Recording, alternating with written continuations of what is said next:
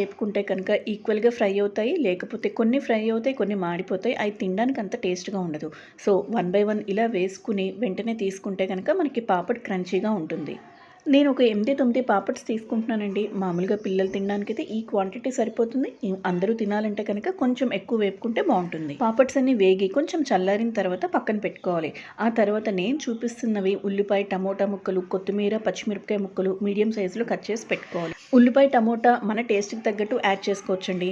నేను పిల్లలు తింటున్నారు కాబట్టి పచ్చిమిర్చి కొంచెమే యాడ్ చేశాను. ఇవే కాకుండా ఇంకా ఏవైనా వేసుకోవచ్చు.